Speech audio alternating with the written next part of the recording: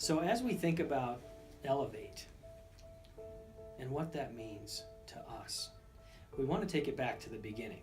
When we first got married, Candace had already been in a campaign at Cherrydale Baptist Church in Virginia. And she had already decided that she was going to pledge to that campaign. It was called the Imagine campaign. And she made this commitment to God. And we got married, and then we were combining all our finances and everything. And so the decision had to be made.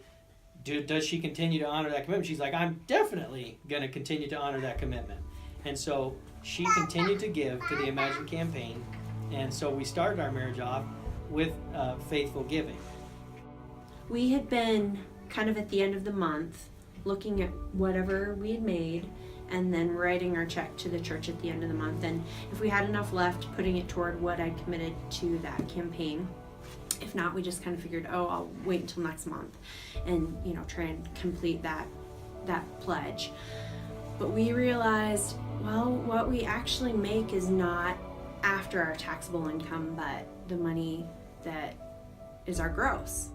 So we changed that and decided that we needed to start tithing on our gross instead of just our net. And that seemed like a big deal to us.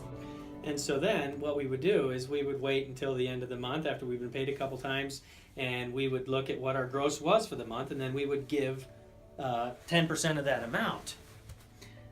But then we were reading through the scripture, and we started to think about everywhere in the scripture it talks about giving the first fruits of your income, the first fruits of your field, the first fruits of your flock. You have to give the first fruits, and you give it off the top. And we were like, why are we giving it at the end of the month? We need to give the best. And we don't need to pay all our bills, and then when we have it at the end, give the gross, 10% of the gross. We take it, when we get the check, the first thing that we give is our tithe. And so it comes off the top, we give it to God, and we were like, that is the first fruit. So that was a revolutionary breakthrough for us. So that's kind of our interaction with giving, how we interact with the church. But living generously goes far beyond tithing and missions and giving to the church. It also became apparent to us that God means it in our interactions with other people and in our lives. And so sometimes it's like, hey, offering a personal scholarship to a mom, or not even her knowing, just saying, hey, your membership fee for MOPS has been taken care of, and just writing that check and taking care of it yourself without making a big deal of it is just another way we've been able to bless people. And it's neat to do it quietly sometimes so that they don't even know that it's from you and just between you and God. We want to talk about the journey.